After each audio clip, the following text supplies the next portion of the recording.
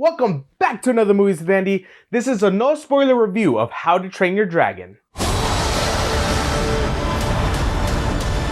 They've killed hundreds of us! And we've killed thousands of them! This is a live action remake of the 2010 version of How to Train Your Dragon. There is one very small after credit scene at the very end, and I didn't really understand it, so if someone could let me know what it means, I would really appreciate it. Mason Thames plays Hiccup. Hiccup is just your typical Viking. He's not that big and not that strong, and he's also the son of the King Viking. And after no one really has faith of him being a dragon killer, he has to prove himself. A very cool thing about this movie is that Gerard Butler actually came back to reprise his role as Stoic. So yes, he plays him in the animated version and the live action version, and I think he did a very good job. And Thames also does a great job as Hiccup. I felt like he did a very good job, especially with the voice. He kind of sounded like Jay Baruchel a couple of times, but also put his own spin to it. Also, what is cooler than seeing live action dragons? I know I always talk crap about CGI in films, but this movie actually did a really good job on the dragons. I feel like most of the money went into the budget of making the dragons look good and also the environment. All the places they went to just looked beautiful. Like the little town that they lived in, the forest that they were in, all the water, the island. It was just beautifully executed. Also, this movie was just so much fun, especially the flying scenes. I really wish I watched this movie in 4DX or in IMAX. I actually got to watch this movie in 3D, which was pretty cool as well. I can't imagine how cool it must have been in 4DX to fly on Toothless, because with those seats moving and flying, I think it would have been a really cool experience, because visually it just looked beautiful. Yes, of course the CGI was spotty at times, but as for the dragons, they looked very good.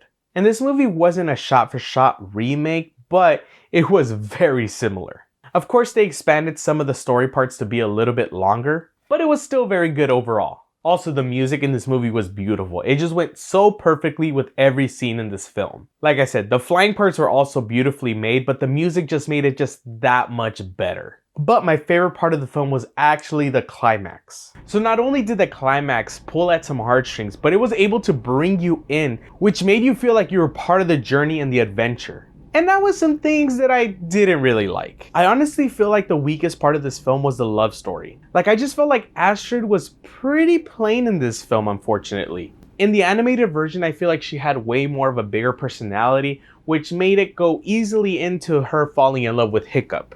And just like a lot of live action films, I liked but didn't like that it was so similar to the animated movie. I feel like the animated movie is just such a great movie. I understand why they wanted to copy it, but I wish that they could have surprised us with something different. And other than Astrid, I feel like his other friendly characters in the film were kind of just pushed to the side, which kind of sucked because I feel like those characters gave a lot of very funny one-liners and were just a bigger part of the animated film. So now, would I watch this movie in the theater again?